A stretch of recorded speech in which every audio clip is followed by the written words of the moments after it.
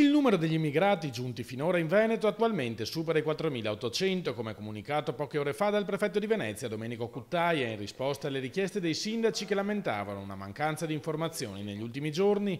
La quota prevista per la nostra regione è poco più di 5.000, ma questo numero è certamente destinato ad aumentare. Le quote, ha spiegato il prefetto, vengono aggiornate automaticamente in base alla popolazione di ogni regione, ogni 10.000 nuovi arrivi. L'ultimo aggiornamento era stato effettuato a giugno, quindi anche il numero di 5.000 tra poco sarà rivisto.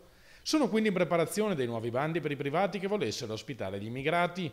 Da questa possibilità però per la prima volta saranno escluse le strutture, anche se private, che si trovano nel territorio dei comuni litoranei che hanno già ospitato un numero consistente di profughi, Jesolo e Eraclea su tutti.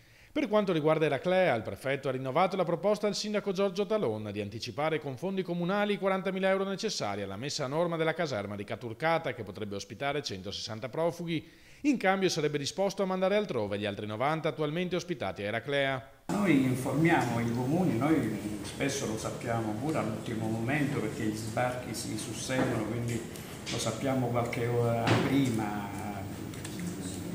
dell'arrivo dei migranti, e spesso la disponibilità degli alloggi la acquisiamo proprio nel giro di poche ore prima dell'arrivo degli stessi migranti. I sindaci noi li informiamo, purtroppo non possiamo essere disponibili alle loro richieste perché mancano le possibilità di alternativa. Se tutti i sindaci si dividessero questo onere, allora il disagio sarebbe minimo per tutti, sarebbe per tutti, ma minimo per tutti.